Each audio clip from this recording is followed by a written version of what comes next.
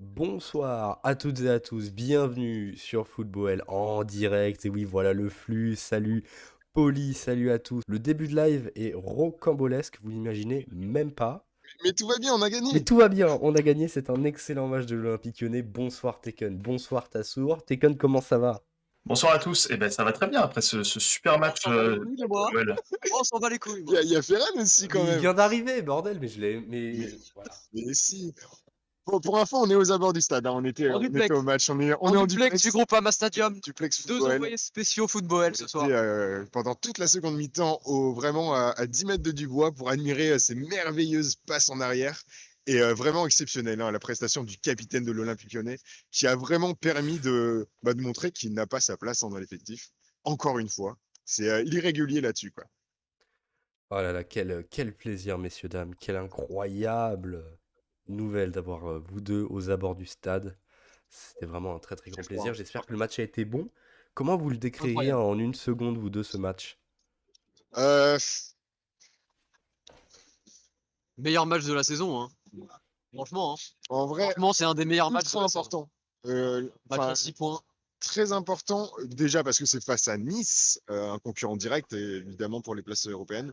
Et puis surtout que ça arrive dans un moment où c'était en mode, s'il y avait des fêtes, ça partait peut-être en moment de crise.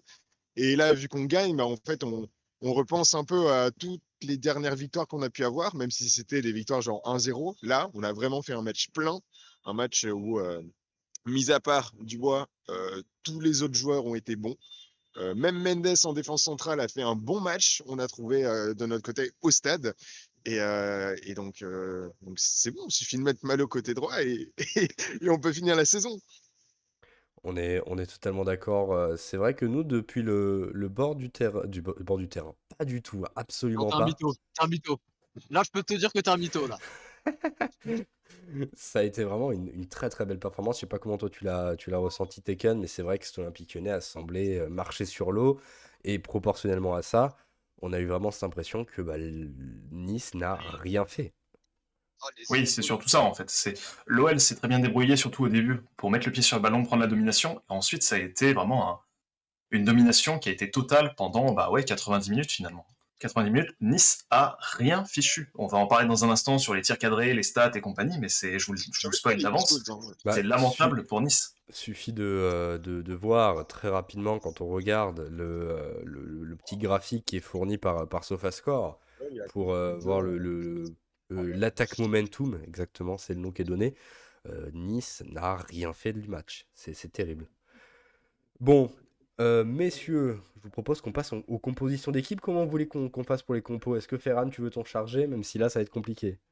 en vrai, vu qu'on n'a pas accès au site là tout de suite, Ok, je te bon propose bah de le je faire m'occupe toi. des compositions d'équipe l'Olympique Lyonnais qui repassait pour la première fois depuis le 22 décembre, non le 12 décembre je crois, en une défense à 4, après la défense à 3 qu'on avait commencé face à Bordeaux. L'Olympique Lyonnais avec Anthony Lopez dans les buts, avec Léo Dubois capitaine, une charnière centrale Thiago Mendes, Castello, Loukeba, Emerson côté gauche. Un double pivot Maxence Cacré, Tanguy Ndombele, la recrue lyonnaise. Autre recrue hivernale, Romain Fèvre titulaire côté droit.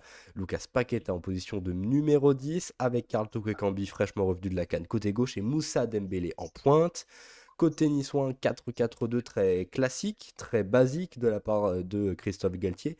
Salut Akaoui, Ahawaii, je sais pas comment je prononce.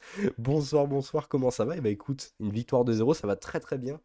Face à des Niçois très très apathiques et qui évoluent dans ce 4-4-2 avec Walter Munites dans les buts, Dani Liuc à droite comme au match aller, Todibo Dante en charnière, Melvin Barr Lyonnais côté gauche, Kefren Turam positionné en milieu gauche, un peu comme lors du match face à Marseille des Niçois en milieu de semaine, Schneiderlin Lemina dans le double pivot, Kluivert à droite qui proportionnellement au match, enfin à l'opposé du match qu'il a fait mardi a été très très mauvais aujourd'hui. Et une attaque, Gouiri, Delors, Gouiri également ancien lyonnais. Quelle performance lyonnaise, messieurs. Oui, oui, ça a été sacré perte qui a démarré en plus tambour battant finalement. Dès la 5e minute, tu as eu ce fameux penalty avec Loukeba qui provoque la main de Kluivert pour le péno. Et que d'événements ensuite. Hein. Que d'événements ensuite. On a Dembélé qui tire, Benitez qui l'arrête. Le péno finalement est retiré. Dembélé le transforme cette fois-ci 1-0 dès la 8e minute. Ça démarre très très fort côté lyonnais. Ensuite, il n'y a plus d'action jusqu'à la 30e minute, où tu as Paqueta qui va lancer Toko Ekambi en course croisée. Toko va frapper, Benitez encore va arrêter. Tu auras une nouvelle frappe lyonnaise, encore arrêtée par Benitez pour la première période, et c'est tout. Nice n'a même pas tiré de la première mi-temps pour vous dire à quel point ils n'ont pas existé dans cette partie. La deuxième mi-temps, qui démarre exactement comme la première, tambour battant côté lyonnais, avec le centre de Ndombele cette fois-ci, reprise de Toko Ekambi, 2-0.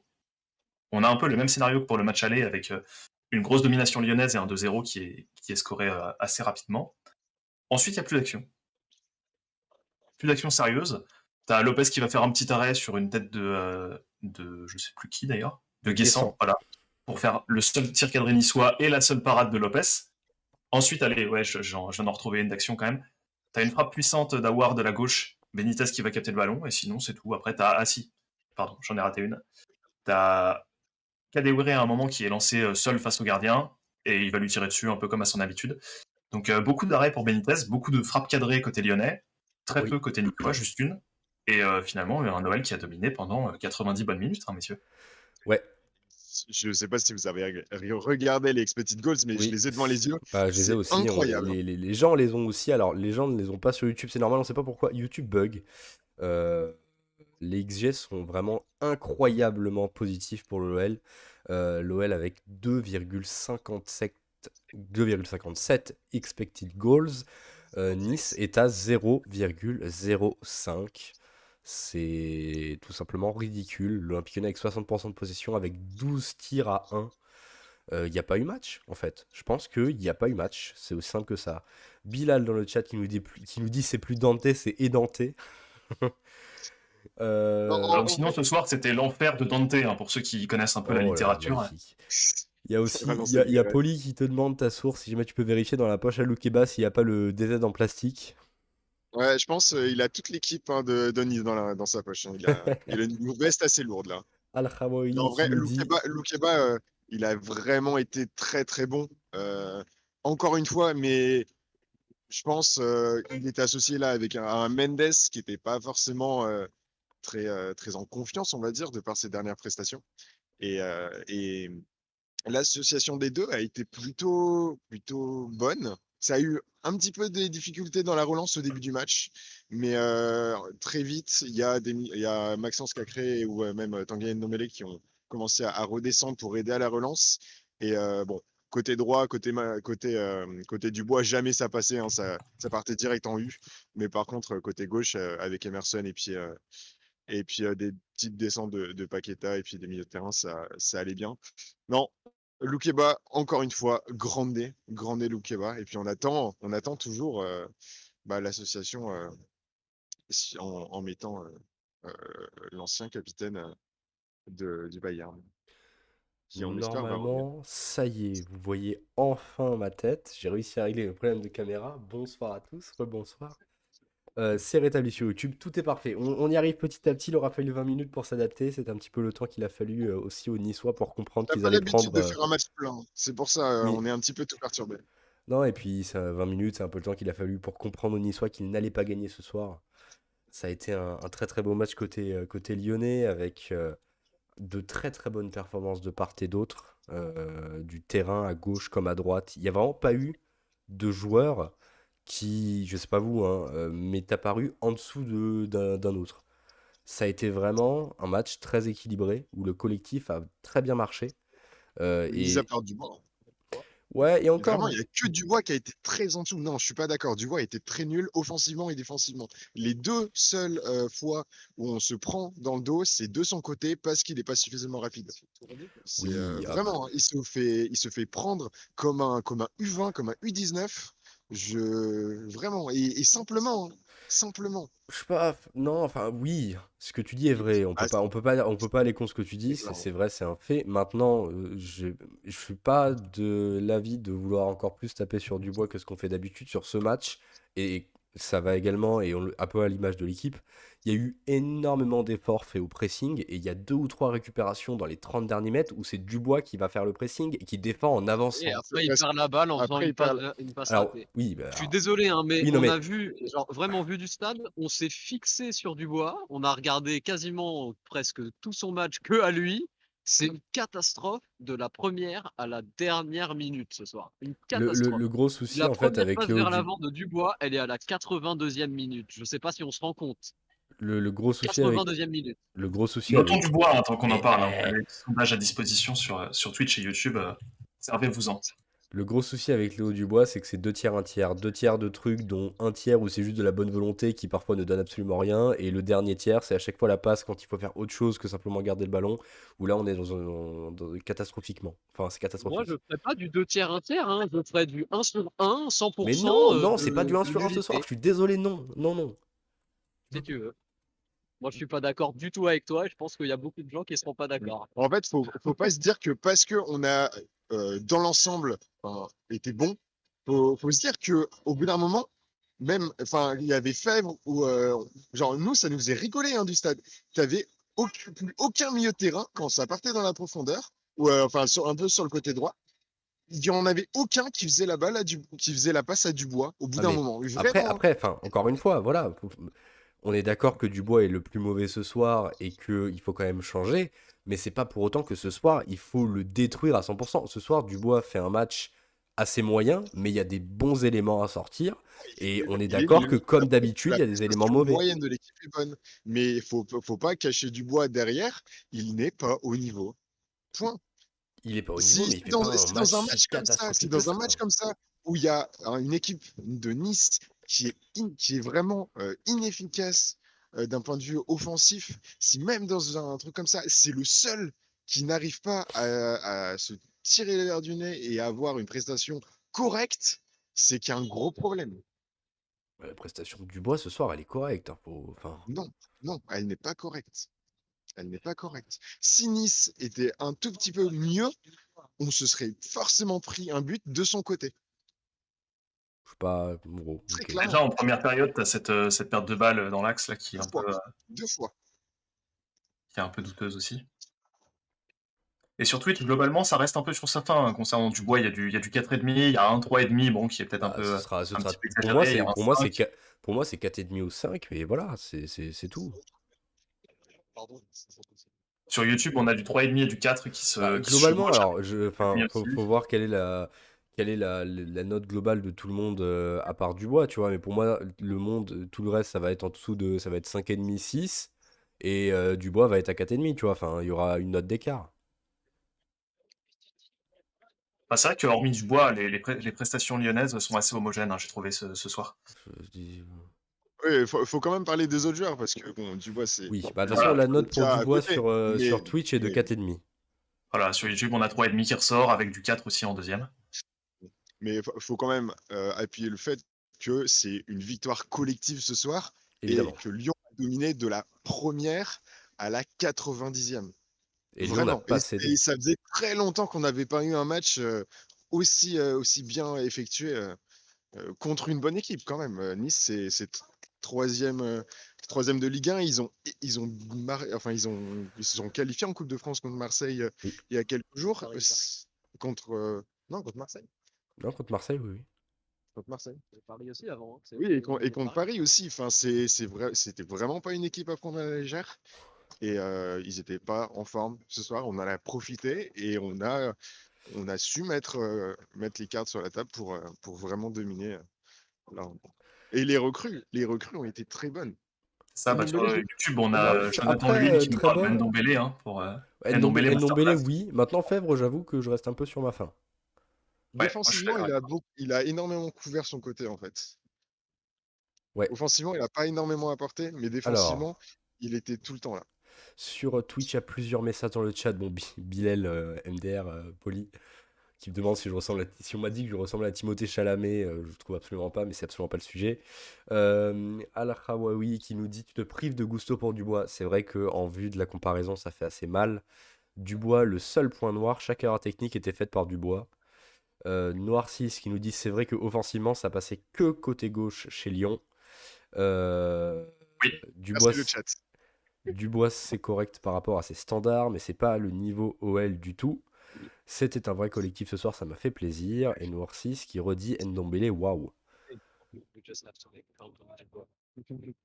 On a pas entendu ce que tu as dit, Ferran. Non, non, rien, rien, rien. En vrai, L'anglais. en vrai, je serais très content de voir une petite compilation de l'ensemble de ces touches de balle. Vraiment. À Dubois? Enfin, Ouais, Ndombele. oui. Non, bah, ou deux. Mais Ndombele, plus pour partir sur ce genre, parce que quand même, vous parlez Est-ce qu'on de noterait pas Saliba, Ndombele? Allez, allez, parce Oui, qu'en bah plus, oui, ça le réclame dans le chat. Donc, Ndombele, enfin, vraiment, je suis très content de voir sa progression depuis qu'il est parti de l'OL. Parce que des fois, je comprends pas comment il arrive à contrôler le ballon. Genre, ça rebondit de partout entre ses deux jambes. Et il arrive à te sortir un dribble, un contrôle en deux temps et réussir sa passe. Enfin, vraiment une prestation XXL de Tanguy. Et puis Ndombele qui a fait 2 ou 3 retours défensifs de très très haute qualité. une intensité qu'on ne lui connaissait pas jusqu'ici. Vraiment, il a fait un match plein, lui aussi de la première à la dernière minute, un match plein et avec une intensité tant quand il avait le ballon que quand il devait revenir pour défendre, qui était vraiment, on l'a très rarement vu faire ça lors de son premier passage à Lyon. Donc super satisfait à ce niveau-là du premier match plein de Dombele. Vraiment, c'est un sans faute pour lui ce soir. ouais, il était très très bon, ouais, Ndombele. Très très bon, c'est le milieu lyonnais qui touche le plus de ballons, hein, je crois d'ailleurs. Ah non, pardon, il y a Cacré qui touche plus de 100 fois le ballon. Avec Acré est très très bon aussi. Ouais, bah finalement, c'est un peu. On a recréé une sorte de double pivot avec Ndombele et Cacré qui est un peu différent de Guimarães Cacré, mais qui reste très efficace hein, finalement, hein, Bah, tant la qualité des joueurs le permet surtout.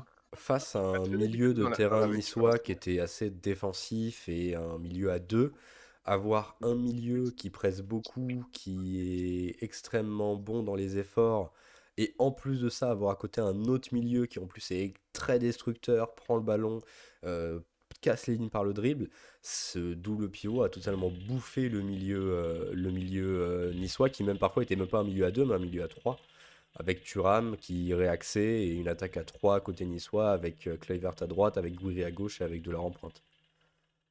Il y a plusieurs messages dans le chat, alors je remonte un petit peu. Il y a Poli qui nous dit: J'ai rarement vu autant de conservation de balles au milieu qui a mené à de grosses actions derrière, c'est rare pour être souligné. D'habitude, on est un peu sur la possession stérile, mais là, on se trouvait facilement nos attaquants dans les intervalles, c'était délicieux, et même nos milieux offensifs. Et je pense que c'est important de souligner le fait que le retour de Karl Toko Ekambi, ça a Oui. vraiment fait la différence. Hein. Prendre la profondeur comme ça, on a pris tout le temps la profondeur. Hein. Enfin, ce soir, c'est comme ça qu'on a réussi à être efficace, qu'on avait des occasions. Et c'était très bon, quoi. Ouais, bah, c'est Et je souvent Paqueta en pense, plus hein, qui ouais, lançait pas Ndombele, pardon, Toko Ekambi en profondeur. C'était très létal hein, comme combinaison ça à chaque fois. T'avais et Ndombele aussi qui lançait Toko Ekambi verticalement. oui. Bah, C'était très agréable à voir. ce sera intéressant de voir dans des matchs plus ouverts. Typiquement, je pense au match de Lens qu'on a dans la semaine prochaine et Lille un peu moins dans 15 jours. Mais d'avoir également peut-être de sortir, même si là ça va faire parler, de sortir Dembélé de l'équipe pour mettre Kadewere qui, le peu qu'il a joué, a été très très précieux dans la prise de profondeur. Avec notamment cette action en fin de match contre Benitez au duel. Hein. Exactement. Il y a Noir6 qui nous dit qu'il faut parler de la mise à l'écart de Boateng et de la sortie de cette perf. Est-ce que Boateng ne sabote pas le moral de l'OL? Alors, Oh, c'est peut-être un peu exagéré justement, Ouais. de dire ça. justement, on va vous laisser. On va prendre la Vous allez y navette du aller? coup. Ok. Ouais, on va y aller. Eh Ça ben, marche. Mais messieurs, bon arrive dames, à tous et salut Tassour Chas. et Ferran étaient en direct du stade en Surtout, duplex et nous ont donné c'était les envoyés leur spéciaux. ressenti. Spéciaux. Bonne soirée Spéciaux, à vous, pardon. Spéciaux. messieurs. Tassour et Ferran que vous retrouverez probablement la semaine prochaine pour le match débrief de OL Lens. Al-Hawawi, je sais pas du tout comment on prononce son pseudo, je dis probablement mal depuis tout à l'heure. Ouais. Akaway. Il a dit tout à l'heure? Oh, je suis vraiment une ordure, j'ai pas lu. J'avais la crainte qu'avec le double pivot Cacré Ndombele, on ait du mal sur les retours défensifs, mais ce soir magistral. Et en même temps, ça n'a pas été trop le besoin que ça, les retours défensifs, parce qu'en fait, Nice a jamais gardé la balle. Ils ont jamais Ouais, c'est gardé le ça. En ballon. plus, t'avais l'OL qui était en bloc finalement assez haut, hein, tu le voyais. J'ai notamment un exemple en tête sur la fin du match où tu as Andy Delors qui est lancé en contre-attaque. Il est entouré de 5 Lyonnais dans le rond central. Et il Bah, peut même pas avancer c'est en fait parce qu'il se fait agresser de partout. Et l'OL récupère la balle avec autorité et repart tout de suite à l'assaut. Enfin, c'est impressionnant de maîtrise, hein, cette partie-là. Noir 6, il nous dit on perd pas trop au change avec la perte de Guimarães. Est-ce que vraiment c'est le genre de match où on verra ce que Guimarães nous a fait perdre? Je pense pas. Je pense franchement que Guimarães, on pourra avoir des regrets et dire qu'on a perdu un certain profil, mais peut-être pas dans ce match-là. Voilà. Ouais, bah, c'est pas pareil. Ouais. Après, je trouve quand même que sur les derniers mois de Guimarães à l'OL, donc la fin de saison 2021 plus la saison 21-22, on voyait Guimarães se projeter vraiment beaucoup. Un peu ce que nous avait laissé comme impression Ndombele lors de son passage à Lyon de 2017 à 2019. Et finalement, tu retrouves un peu cette verticalité, Oui. cet élan à chaque fois que le joueur t'apporte de transpercer les lignes, soit par la passe, soit par le dribble. Et tu te dis finalement, bon, bah, sur ce registre-là, en possession, bon, bah, on se retrouve avec un joueur à peu près de même calibre. Après, peut-être que sur la partie sans ballon, dans le pressing, dans l'aspect défensif pur, peut-être que Ndombele est un tout petit peu moins fort que Guimarães, mais finalement, on le voit ce soir et il s'en sort quand même très très bien hein, sur cette phase-là du jeu. Ouais. Lucas qui me dit c'est la Tocance. Alkawi, c'est la Tocance? Sérieusement? Je savais pas du tout. Dans ce cas-là, bienvenue, installe-toi. Dommage que Ndombele soit seulement pour 6 mois, évidemment. C'est vrai que ça peut être le regret. Maintenant, on sait très bien que c'est un joueur qui est passé dans un autre standing, ne serait-ce que dans ses évoluements salariales, dans ses évoluements, point, pas besoin de dire ses évoluements salariales, et qui est franchement, non, c'est pas la Tocance, ok, très bien, et qui est très franchement aujourd'hui n'est pas atteignable pour l'OL sur du long terme. Noircis qui nous dit le retour d'un ailier, Amen, bah oui, clairement c'est l'arrivée de Toko. Toko est si important ce soir. Je suis très impressionné par Lopez aussi, quelle vitesse et quelle réactivité. D'accord. Oui, oui, Lopez, pas mal. Hein. Oui. A pas eu beaucoup de boulot Bah, à faire ce après, soir. Hein, le peu qu'il a eu, c'était très bien. Hein. Sortie autoritaire face à, je sais plus qui déjà, Guessant, je Guessant. crois. Les seules fois où il est intervenir, c'est Guessant pour le prévenir Voilà. la profondeur et la tête. Et la tête, ouais, voilà. Donc, ouais, très bien, Lopez. Merci, au revoir, on se tape dans le dos et puis à la semaine prochaine. Hein. J'ai pas compris non plus ce que tu m'as dit, Lucas, sur la Tocance, c'est pas grave. Ouais, de Toko Ekambi, la nouvelle recrue, hein, revenu de la CAN Ah putain, pour on marquer son pensait. Ah but. ouais, non, mais j'étais pas du tout là-dessus. Parce que pour moi, la Tocance, c'est un tweetos. Bref, on n'est pas du. Allez. En plus, il a l'historique d'arracher les jambes des attaquants. Oui. Bah. S'il parle de Lopez. Mais. En vrai, Lopez, c'est peut-être pas le meilleur lieu pour faire le débat, le meilleur moment. Mais c'est vrai que depuis le début de la saison, il n'y a rien à dire. Il n'y a rien à dire. Il y a très peu de choses à lui reprocher. Il y a le but face à Reims, à la limite, le deuxième but. Ouais, où il a la main un peu pas très C'est ferme. ça. Après, Mais sinon, ouais, très régulier, hein, très régulier. Lopez qui fait gagner des points à l'OL ce soir. Bon, il a eu trois petites choses à faire. ouais, mais Il les les a trois fait petites très choses bien. ont été faites, c'est un clean sheet, tu vois. Ça faisait. C'est ça, ouais. Faut qu'on Bah, est c'est son tranquille. quatrième, je crois, chez nous sur la saison. Donc, Bah, il y a la victoire face à un point à Santé, souligner. Hein. la victoire face à Santé, la victoire face à 3, la victoire face à Monaco ce soir. Il n'y a pas d'autres en tête. Et non, il n'y en a pas d'autres. Si, non, mais non, Nantes, il était là, c'est lui? Oui, ouais, tout à Donc fait. ça fait 5. Parce qu'il n'était pas là à Monaco. Ah, mais non, Voilà, Monaco, c'est Pollersbeck, c'est ça. tout à fait. Ouais, les clean sheets, c'est Nantes. Monaco, c'est Pollersbeck. Montpellier, c'est Lopez. Lille, Ah c'est oui, Lopez, même Montpellier. s'il n'y a pas de victoire. 3, c'est Lopez. Saint-Etienne, c'est Lopez. Et ce soir, donc c'est son 5e clean sheet pour Anthony Lopez cette saison. On me dit que Ndombele Kakré est en TT. Incroyable. Bah écoute, c'est mérité. Hein. C'est Oui. mérité. Cacré, ce soir aussi, je l'ai trouvé vraiment dominant. Hein. Dominant dans la partie sans ballon pour justement récupérer et affirmer un peu l'autorité au milieu pour éviter que les Niçois prennent trop la confiance. Et alors, avec ballon, c'était Bah, en fait, très c'est très beau aussi. Hein. c'est ce qu'on avait dit dans dans notre vidéo bilan du mercato. C'est que en fait, avec l'arrivée d'Ndombele qui est très proactif et qui, quand il est là, vampirise énormément l'attention et la création de jeu au milieu de terrain, il allait falloir un Cacré qui soit moins dans la proaction et qui soit beaucoup plus là pour compenser, pour équilibrer et pour boucher les trous, faire vraiment ce rôle de porteur d'eau au milieu de terrain. Et il l'a très bien fait aujourd'hui, quand il va parfois rester un peu plus bas pour équilibrer le breloque, pour pouvoir amener des ballons et faire circuler la balle. C'est vraiment là où il a été très très bon ce soir, alors que Ndombele a beaucoup plus pris d'initiative, a beaucoup plus pris de ballons avec lesquels il a commencé à courir et à dribbler. Et il a beaucoup plus distribué sur les côtés aussi, parce que les ailes ont été très très bonnes. Et c'est vrai qu'on pouvait se plaindre depuis beaucoup d'années à Lyon que les ailes fonctionnaient pas, que c'était très difficile. Cette année, enfin, sur ce match en tout cas, niveau ailier, c'était très très bon.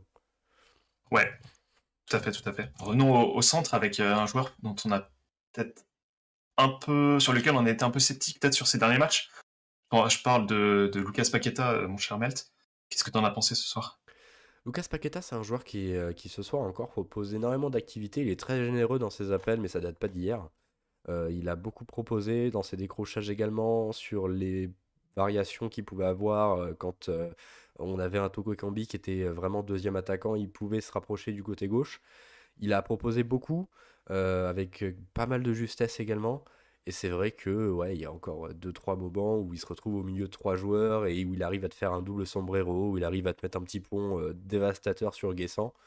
Et tu te dis que c'est le meilleur joueur au monde parce que dans ces petits espaces-là, il est injouable. Et même s'il y a 4 joueurs autour, tu te demandes comment, après 5 secondes, bloqué au poteau corner avec 4 joueurs, il arrive à ressortir le ballon, à récupérer et à t'amener un ballon pour Oussem Aouar qui frappe, quoi. C'est vraiment incroyable. Ouais, bon, on l'avait critiqué à juste titre hein, sur les 3-4 Évidemment. derniers matchs qu'il avait joué en regrettant un petit peu qu'il soit, comment on pourrait dire ça, pas inspiré, très soliste, très individualiste aussi dans ses prises de balles. À chaque fois, il voulait tout faire tout seul pour essayer de jouer les héros et ça échouait systématiquement. Là, ce soir, j'ai trouvé qu'il y avait quand même beaucoup de choses qui étaient positives hein, de sa part. Tu le voyais, il lâchait le ballon, il orientait un peu, souvent Toko Ekambi, on en a parlé en amont, tu le voyais, ça faisait un espèce de jeu en triangle où tu avais soit Emerson, soit Ndombele. Trouvait Paqueta, ensuite Paqueta qui transmet à Toko pour le mettre en orbite sur le côté gauche pour ensuite trouver soit Dembélé, soit Fèvre de l'autre côté. Enfin, tu avais des combinaisons comme ça qui étaient hyper intéressantes avec Paqueta qui était impliqué. Et ça change un peu, hein. Ça change, ça fait du bien aussi de le retrouver un petit peu plus présent, plus pertinent, plus concerné dans le jeu. Euh, Parce que bah, t'en as besoin finalement, t'as besoin d'avoir un joueur comme ça, placé en plus à un poste qui le met davantage en valeur que exilé sur un côté ou alors en pointe. Oui. Là, il est en 10, c'est peut-être le deuxième poste qui lui convient le mieux, après celui de relayeur, plutôt à droite d'ailleurs.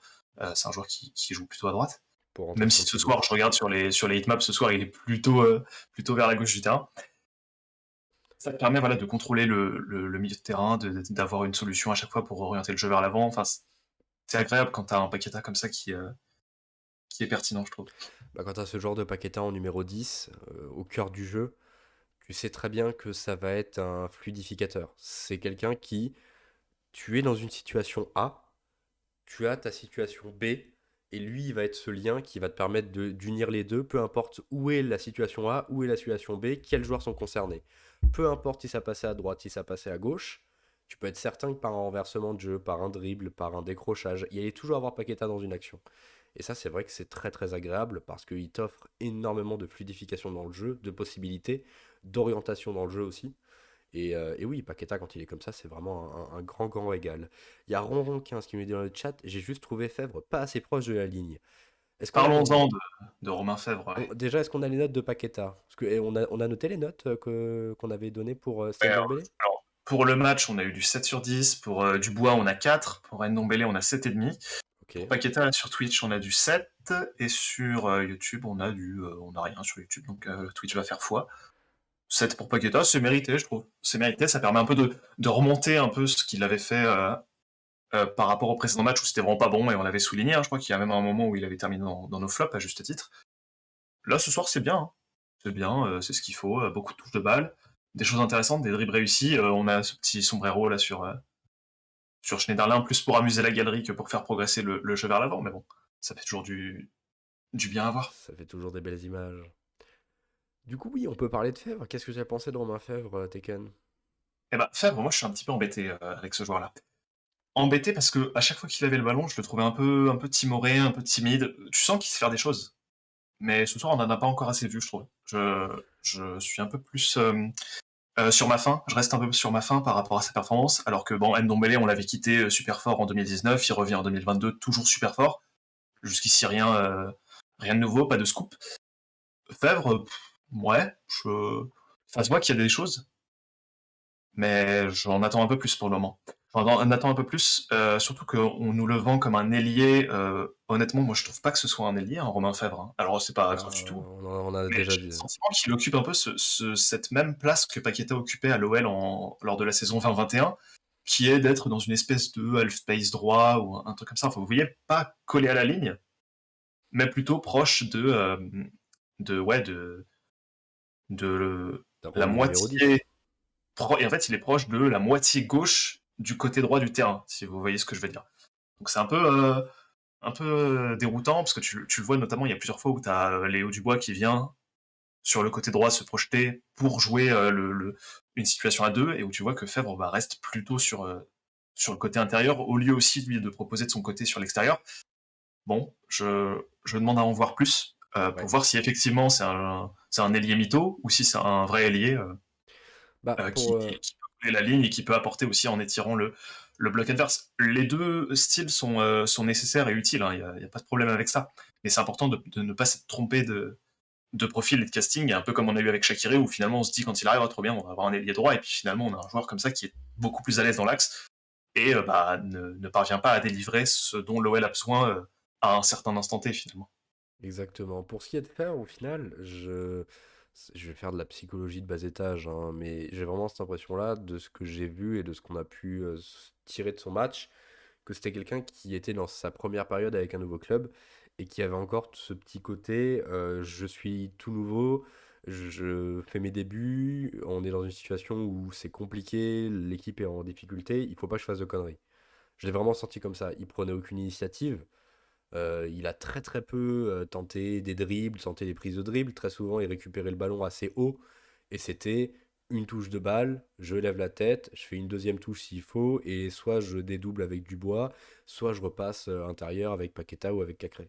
Très très peu de fois, il a tenté soit de prendre un dribble et d'essayer d'aller prendre la profondeur. Très peu de fois, il a tenté de jouer en une touche. C'était vraiment un style de jeu très sûr, très serein, où on essayait surtout de ne pas concéder l'erreur. Et voilà, cette réflexion-là me mène à dire que en enchaînant les performances, en enchaînant les matchs, en amenant de plus en plus de rencontres, de plus en plus de minutes, la confiance viendra, il pourra peut-être se libérer. Pour ce qui est du profil, je suis totalement d'accord avec toi. Pour moi, c'est pas un ailier de débordement comme on l'entend.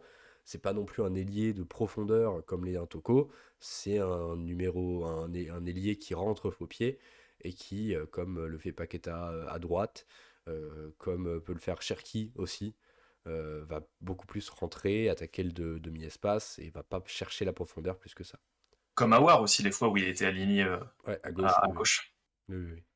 C'est Comme ça. 95% des ailiers qui ont joué ailier à l'OL depuis 10 ans, globalement. Ouais, ça. Quand on regarde un peu la position moyenne de Fèvre, on voit que le point le plus rouge sur sa heatmap SofaScore, je sais pas si tu l'as sous les yeux, mon cher maître, c'est dans la moitié de terrain lyonnaise, bizarrement. Alors que je pense que, voilà, je vais vous sortir une stat de bazar, mais je pense que si on regarde au global, en termes de présence dans la moitié de terrain niçoise, l'OL doit être vraiment dans la partie très très rouge, je pense. Tant il y a eu une domination et un bloc haut. Et paradoxalement, la position moyenne la plus fréquente de Fèvre, c'est dans sa moitié de terrain, sur le côté droit. Voilà, je trouve ça un peu drôle. Ça me surprend aussi, je t'avoue. Et on note quand même, quand on regarde un peu les ronds de présence, les Les couleurs heatmaps. pardon, de présence, t'as rien sur la droite, au sens offensif, hein, j'entends. T'as un petit peu au poteau de corner, puisque c'est lui désormais qui va tirer les coups de pied arrêtés, hein. On avait vu Emerson ou Paqueta se chamailler pour les tirer. Là, on a un joueur qui va les tirer. Et ensuite, t'as ce dont on soulignait l'existence tout à l'heure, hein, ce côté où t'as le joueur qui est présent surtout dans ouais, cette espèce de half-space droit, si on peut utiliser l'expression, et donc il ne mord pas spécialement la ligne, comme on pourrait s'attendre de la part d'un ailier droit pur, si tant est que l'expression existe. Et au final, quand tu regardes les heatmaps, peut-être le joueur qui se projette le plus dans ce half-play droit aussi, c'est Cacré, qui est pas mal haut, mais tu vois que lui, par contre, il est beaucoup plus dans ce rôle de ratisseur au milieu de terrain. Il a beaucoup d'activité dans l'autre-jeu. Et Oui, c'est oui, bah vrai surtout, que je te suggère aussi d'afficher celle de Ndombele juste après, ouais, celle de pour avoir Ndombele une est plein axe. Ouais, voilà, celle de Ndombele est beaucoup moins large en termes d'espace de terrain. Par contre, sur la verticalité, le joueur est présent dans sa propre surface, comme dans celle adverse, donc très vertical, mais finalement peu dans la largeur, tu le vois, il était aligné à gauche de Cacré, et il s'est pas du tout euh, placé Ouais. dans la zone de Cacré, alors qu'à l'inverse, quand tu regardes la hitmap de Cacré, Cacré était partout. Donc dans sa zone, dans celle d'Ndombele, dans celle des défenseurs, aussi parfois un peu dans un rôle un peu de milieu offensif. Enfin, Cacré a une espèce d'activité sans ballon qui est hyper intéressante. Dans le chat, ça parle de quoi? Noircis qui nous dit il va falloir du temps, il parle de Romain Fèvre, il n'a pas renié les efforts. Alkawaye qui nous dit par contre j'ai envie de souligner son application défensive très bonne. Est-ce que tu parlais de Fèvre? Parce que, bah, enfin, j'ai envie de te dire, est-ce qu'il y a un joueur avec lequel on n'est pas d'accord avec cet adage? Est-ce qu'il y a un joueur qui vraiment défensivement n'a pas fait le travail? Je crois pas, hein. Non, ce soir, ils ont tous été bons. Mais oui, Oui. non, ce qui est bien avec Fèvre, c'est qu'on retrouve un petit peu ce qu'on avait, je crois que c'est avec Kadewere la saison dernière, où tu as un joueur qui est placé sur l'aile droite. Bon, Kadewere, voilà, on se souvient que c'était pas du tout un ailier d'ailleurs, mais qui aide quand même Dubois. Un, parce que faut le sacrifice du collectif, mais aussi deux, parce que souvent il y en a besoin hein, quand t'es associé à Léo Dubois. Oui. Mais c'est un bon point, ouais, pour Fèvre. Ok, certes, il y a un jeu prudent, mais ce qui est bien aussi, c'est que ça te permet quand même d'avoir un peu d'assurance et de combler peut-être l'imprévisibilité défensive d'un Léo Dubois qui peut se faire passer à tout moment. Enfin, c'est un joueur qui apporte finalement peu d'assurance défensive Dubois. Donc s'il peut être associé à un ailier, si tant est qu'il soit un ailier pertinent défensivement, bah c'est très très bon. Hein. C'est exactement ce qu'il nous faut. On parlait d'aspect défensif. Ouais. Un joueur duquel on n'a pas encore parlé, je trouve, J'allais ce en soir. parler. Voilà, je te fais une passe des silencieuses. Vas-y Mel, je t'en prie, je pense que tu as deviné de qui on va Un parler. certain milieu de terrain repositionné en défenseur central, est-ce que Thiago Mendes deviendra notre Luis Gustavo? Ah, la comparaison est sympathique. Hein. Bah, les deux sont brésiliens, les deux sont trentenaires, les deux étaient arrivés comme numéro 6 et finalement pourraient terminer comme défenseur central. Bon, c'est Les encore... deux tapent un salaire absolument incroyable. Pardon. Bon, voilà, hein. Je faisais faire un autre truc qui n'était pas du tout Twitch compatible. Euh, Parlons de Thiago Mendes. Bah bon, franchement, très très bon. J'ai été agréablement surpris parce qu'il y a une vraie lecture du jeu. C'est souvent ce qui est le plus dur quand on replace des défenseurs centraux en charnière centrale ou des défenseurs droits en charnière centrale, Léo Dubois, c'est que ces gens-là ne savent pas interpréter les espaces, ne savent pas défendre en avançant, jouer les duels aériens au bon moment, parce que c'est tout un travail de coordination et de synchronisation d'une part du ballon et d'une part de ton adversaire également et de ton vis-à-vis. Ce soir, Mendes, très bon, et très bon surtout. Il n'y a pas de point où il a été moins bien. Je cherche, il doit y avoir peut-être une ou deux balles où il a peut-être fait une mauvaise passe, je sais pas, faudrait voir. Mais sinon, ça a été très très solide. 102 ballons Mendes ce soir, en plus d'une prestation très solide défensivement. Les duels aériens pour Mendes, c'est pas encore ça. Encore que, il en a pris certains, Noir 6. Je trouve, je me rappelle d'un ou deux duels d'ailleurs où il prend le ballon de la tête, se fait déséquilibrer en l'air et retombe sur le dos et reste allongé sur le dos pendant 5 secondes. Mais Ou sinon, le ballon aussi sur le corner de Fèvre, en première période, où oui, tu on avais n'a pas qui dévie le parlé. ballon, et ça manque de rentrer dans le but si tu n'avais pas eu Guiri sur sa ligne qui mettait le coup de tête pour dégager le danger, parce que ça filait au fond des filets. Hein. Benitez n'était pas du tout bien placé. Et Mendes, un peu sans faire exprès d'ailleurs, hein, touche le ballon de l'arrière du crâne, ça lobe à Oh, peu je près sais tout même le pas monde. si c'est vraiment pas fait exprès, hein. J'ai Ah, envie de il croire que c'est effleure à peine le volontaire, ballon. hein. De quoi? Il effleure à peine le ballon, quoi, de l'arrière du crâne. Ouais, bah faut savoir la dévier, quoi. Ouais. Mais ouais, non, Mendes, moi j'ai bien aimé, je me suis surpris à bien l'aimer ce soir. D'autant plus qu'il est resté sur des performances un peu mi-figue, mi-raisin, mais surtout caca. Oui. Et là, c'était bien mieux ce soir. Hein. Bien mieux, serein. Tu te demandais peut-être avant le match ce que ça pouvait donner une combinaison entre Loukeba et Mendes. Donc, Loukeba, bon, on commence à le considérer bientôt comme une valeur Loukeba, sûre. Mais Mendes, Loukeba, on savait pas trop finalement. Loukeba, on va en tirer deux mots enfin, ça tiendra en deux phrases. Notre match de Loukeba, c'est CF, regarder les autres précédents débriefs où on parle de Loukeba, parce que c'est toujours la même chose et c'est toujours des très bonnes choses de la part de Loukeba. Donc c'est une habitude. À 19 ans, il est le. Est-ce qu'on peut dire, peut-être encore un peu tôt, qu'il est le capitaine et le leader défensif lyonnais cette année? Enfin, pas le capitaine par le brassard, mais Le le leader. capitaine, le leader défensif lyonnais cette année. Parce que pour moi, oui. Bah, en fait, plus ça va continuer et plus il va s'inscrire dans la durée et accentuer sa régularité. Hein. Moi, Loukeba, en fait, quand je le vois jouer, je pense à 2 mots, jeune vétéran. Oui. Bah, c'est ce C'est-à-dire que. qu'il a la jeunesse de ses 19 ans, pardon, et vétéran parce que quand il joue, t'as l'impression qu'il panique jamais, il peut se sortir d'à peu près toutes les situations. Il a la vista pour se dire ok, là j'ai récupéré le ballon en phase de relance et je vais pouvoir avancer verticalement pour aller casser la première ligne et être utile et pas juste donner le ballon ou balancer un parpaing devant. Enfin, c'est très bien. Et en plus, c'est lui qui propose offensivement lorsqu'il y a le penalty de Kluivert. Bon, c'est un penalty un peu bidon, hein, on peut se le dire. Puisque Kluivert se fait pousser un peu par Loukeba, donc le ballon lui touche la main. Bon, c'est un peu une situation bizarre. Mais ce qu'il faut retenir, c'est que c'est Loukeba qui est aux avant-postes et qui provoque indirectement le penalty. Enfin, ce joueur est partout. Mais C'est vraiment oui, et génial. c'est ce que je disais sur un précédent débrief, je sais plus exactement lequel.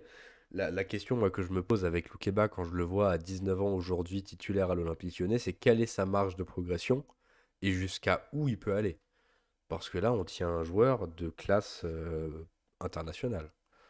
T'as Kawhi qui nous dit c'est une version améliorée d'Umtiti. C'est ça, hein, et plus précoce aussi. Hein. Je saurais pas dire quelles sont les différences qu'il y a entre lui et Umtiti. Mais bon, c'est pas. Restons sur Castello, on a dit qu'on y faisait 2 phrases, ça fait Hormis, déjà. hormis les différences, on peut parler des similitudes. Hein. Très bonne, Bah très oui. bonne qualité de jeu au pied, autorité sur l'aspect défensif. Gaucher, Défensif, peut pardon. jouer latéral et peut jouer Gaucher, central. jouer latéral gauche. Enfin, manque plus que l'équipe de France et puis c'est bon hein, pour Loukeba. En espérant que, comme Titi, ne se fasse pas un genou en l'air, mais c'est tout ce qu'on lui souhaite. Enfin, qu'il ne se le fasse pas, bien sûr. Ouais, tout à fait. Tout Est-ce à fait, tout à fait. que de qui la note pour Mendes a donné 6,5 sur Twitch. Et pareil sur YouTube, ouais, honnêtement c'est mérité hein, pour Mendes. C'est noté et c'est mérité. Est-ce que tu veux qu'on parle d'un autre joueur? Il est déjà 23h55. Ou est-ce qu'on passerait pas à nos tops et nos flops? Alors, on peut passer directement ouais, Alors, passons aux au tops et aux top et au flops. flop. Tes flops et tes tops si tu en trouves des flops. Alors, pas de flop. On peut un peu râler sur Dubois, j'entends, je suis d'accord avec ça. Mais je trouve pas que ce soit suffisant pour le considérer comme un top. Pour moi, la performance globale a été assez homogène pour tous les joueurs. Bon, Dubois, ça se voit que c'est un peu le parent pauvre de ce 11-là. Mais honnêtement, ce soir, moi, je le mettrai pas en top. Je Pas me en flop. permettrai pas de le faire. En En flop, en top, flop. en flop, pardon, oui, tout à fait. En top, je vais retenir Ndombele parce que même si on se souvenait qu'il était génial, le revoir sur le terrain, titulaire, jouer, dribbler, réussir à être bon dans les deux surfaces, se projeter, réussir tout ce qu'il fait, enfin, ce joueur est génial. Moi, de toute façon, j'ai un coup de cœur absolument pas objectif d'ailleurs sur Ndombele. Ce joueur, j'adore parce qu'il a un style de jeu qui fait que c'est surpuissant en fait. C'est un tank. Quand il a le ballon dans les pieds, tu peux pas lui reprendre en fait. Donc ouais, et moi je mettrais Ndombele en top d'assez loin. Ok, ok. Et toi, Mel? Pas de flop, pareil. Exactement comme ce que tu as dit. Oui, Dubois est un petit peu en dessous. Maintenant, ça justifie pas un flop. Surtout que, comme je l'ai dit, il y a des bons points sur lesquels je veux appuyer, où il ne faut pas oublier qu'il a été bon là-dessus, même si il a ses points faibles. Donc pour moi, oui, ce sera pas un flop, pas de flop. Et en top, comme Narcisse qui nous mit Ndombele en top avec Toko, et pour moi ce sera aussi Toko. C'est On n'a pas un, beaucoup parlé de Toko, hein, en on n'a plus. pas beaucoup parlé de Toko et ça va me permettre d'en parler juste maintenant. Quel plaisir de retrouver un ailier, quel plaisir de retrouver un joueur qui prend la profondeur avec une ligne défensive niçoise qui était assez haute, une ligne défensive à 4 avec un Danny Luce qui est pas latéral, qui sait pas trop s'aligner et qui est assez lent. Euh, il s'est régalé Toko sur son aile gauche et on a vu plusieurs situations où il réussissait à trouver un joueur en soutien qui pouvait faire un 1-2 dans la profondeur. Il lui a vraiment manqué qu'une seule action où il a pu prendre vraiment la profondeur et trouver le 1 contre 1, tenter une frappe. Je me demande s'il frappe au but, Toko, dans le match. Je Ah, il y a trouve. son but, sinon. Oui, il y a son but, c'est vrai, bien sûr. Mais à part le but, des actions où il prend tout seul le ballon et où il arrive à frapper, tu vois, parce qu'il y a plusieurs actions où il part en profondeur et où il se retrouve face à un défenseur obligé de contourner le bloc, de crocheter et de passer en retrait. Tu as eu cette situation où t'as Paqueta qui le lance, tu sais, quand Toko Ekambi fait une course croisée, donc en partant de la gauche et en allant vers la Oui, droite. exact, oui. Paqueta le lance en profondeur. Toko frappe hyper puissamment, d'ailleurs. Moi, j'étais Oui. surpris de la puissance du tir. Et t'as Benitez qui repousse en corner. C'était en première mi-temps. Ouais, bah tu vois, C'est les typiquement. deux frappes de Toko hein, sur ce match. Bah Toko, match très complet. Et puis Toko Ekambi, j'aime beaucoup, hein. C'est vrai que il marque encore aujourd'hui. Bah, On et a... puis surtout, ça change en fait de Emerson ailier gauche par dépit. Enfin, c'était Oui. Bah tu sais, ouais. composition un peu baroque qu'on avait vu tant contre Marseille que contre Monaco. T'avais Emerson qui était aux avant-postes, qui savait pas trop quoi faire. D'ailleurs, enfin, ça l'a desservi un petit peu, je trouve, d'être placé à cet endroit-là. Ouais. Là, on repart un peu avec les fondamentaux, avec Toko Ekambi à gauche, ce qui est habituel désormais. Bah, c'est très bien en plus. C'est très bien. Et en plus, ce qui est génial, c'est que Toko Ekambi reste sur sa lancée acquise à la CAN, où on a fait le décompte tout à l'heure en préparant grosso modo ce live, où Toko a marqué 5 buts à la CAN en 6 ou 7 matchs. Enfin, et il est sur un état de forme quand même qui est très très positif hein, en Ouais. 2022, le père Toko Ekambi. Narcisse nous dit, j'ai noté les centres d'Emerson sont pas ouf. Je me rappelle d'un centre d'Emerson qui finit en tribune. Maintenant, je t'avoue qu'on a peu utilisé les centres aujourd'hui. Il y a eu beaucoup de ballons qui sont passés par l'axe ou des dédoublements. Et au final, les centres, ils sont vraiment arrivés. Il y en a eu quoi, 5 ou 6 au final. Et à chaque fois, les 5 ou 6 c'était pas dangereux parce que c'était au bout d'une action où le rythme était totalement essoufflé. J'ai pas souvenir d'un centre. Bah, il y a le centre à terre qui donne le deuxième but, bien sûr, même si c'est difficile. Enfin, c'est pas un centre comme on l'entend, quoi. C'est plus une passe en profondeur sur une situation bizarre. C'est ça. On a Lyons Lyonnais qui nous dit sur YouTube et Moussa, point d'interrogation. C'est vrai que Moussa Dembélé buteur ce soir, hein, comme déjà 2 autres fois en 2022, si je me trompe pas. Ouais, bah en fait, Petit péno, bon, et il a foiré le péno, c'était à retirer, il le met. Et on va dire que ça efface le raté initial. À part ça, Dembélé, ouais, match ok tiers, bah, je au, dirais. au final, le gros problème, c'est que quand on a un système en 4-2-3-1 comme on l'a actuellement, et que tu as trois créateurs et deux milieux relayeurs avec un Ndombele dans le lot, donc qui est hyper créatif, que tu as deux milieux capables de faire les replis et que tu as une défense à 4 avec des latéraux qui se projettent assez peu, mais qui te permettent d'avoir quand même de l'animation offensive, au final, Dembélé, tout ce qu'il a servi, c'est orienter le pressing, c'est aller chercher quelques prises en profondeur, et c'est tout. Il a pas eu à bouger, il a pas eu, comme dans un système en 3-4-2-1, à faire plus de décrochage, à amener le ballon très bas pour essayer de récupérer, enfin, à se déplacer très bas pour récupérer des ballons. Dembélé, vraiment son but, c'est comme en U13, hein, tu restes en pointe, tu restes au hors-jeu, et juste tu te mets dans le dos du deuxième défenseur, et tu prends la profondeur. Et dès que tu arrives dans une phase où le ballon est au défenseur, et bah, tu orientes sur le côté fermé pour que le pressing puisse ensuite s'enclencher. C'est tout. Et il a rien fait d'autre plus que ça. Et globalement, bah, tout ce qu'il a dû à faire, il l'a bien fait, à part le pénalty raté, mais au final, il a pu le retirer. Mais oui, c'est un match hockey tiers parce que son rôle dans un 4-2-3-1, ça va surtout être ça, et ça va pas être autre chose que ça. Voilà, le contrat est rempli, on va dire, pour Ndombele, il y a son petit but, voilà. Pour C'est pas Dembélé. plus distingué que ça, à part si peut-être, allez, il y a deux, trois petites situations que j'ai bien aimées quand il fallait combiner dans la surface niçoise. Étonnamment, Dembélé a été pertinent et a réussi plusieurs combinaisons avec ses partenaires. C'est assez inédit pour le souligner ce soir, donc ouais, pourquoi pas. Ouais. C'est à poursuivre. À poursuivre pour Dembélé. On sent quand même que ça va mieux, je trouve, pour Dembélé. Autant on se rappelle vers le mois de décembre, quand il était revenu dans le groupe après sa blessure, c'était vraiment éreintant de le voir jouer. On faisait que de s'énerver sur lui et d'avoir un peu d'amertume à son égard. Là, ça va mieux, je trouve. On n'est pas encore sur du grand Dembélé qu'on a connu lors de la saison 2018-2019, mais on s'en rapproche un peu peut-être. On va pouvoir passer à la suite de cela et parler du classement, le point sur ce classement de Ligue 1. Grâce à cette victoire, nous pouvons le dire, l'OL est à 5 points du podium, 5 longueurs du podium, 5 longueurs de la troisième place de notre adversaire du soir avec 41 plus 1 point, et l'Olympique Lyonnais avec 37 points. 37 points à égalité avec avec Rennes 5e, pardon, Reims est 14e, excusez-moi. L'OL qui a une différence de but qui progresse un petit peu. On est à plus 3. Ça y est. On commence tout doucement à se lancer. Bon, on est encore très très loin du plus 21 que peut avoir un club comme Rennes. Mais l'Olympique Lyonnais est à un point seulement en attendant le match de Strasbourg qui affrontera Angers à l'extérieur. Ce sera demain. En attendant ce match-là, si jamais il y a défaite ou nul de Strasbourg, on sera à portée de victoire, à portée d'une victoire de la 4e place qualificative en poule de Ligue Europa. C'est une très très belle performance comptable ce soir. Bah, surtout, moi, je me permets même de regarder 2 crans plus haut, hein. Évidemment, C'est la 2e place, hein, que l'OL est désormais en mesure de viser. Enfin, je dis désormais, mais en fait, on a quand il y toujours a pas été de capable. voilà, c'est ça, dans cette Ligue 1 où tu as, allez jusqu'à, Nantes qui est 11e avec, 32 points. T'as 10 équipes derrière le PSG qui sont capables de terminer dans le top 6 européen. Clairement. Donc tout est possible. T'as beaucoup de challengers cette année, beaucoup plus que les années précédentes. C'est-à-dire que chaque journée de Ligue 1 peut potentiellement voir une rencontre entre deux équipes qui sont prétendantes pardon, à l'Europe.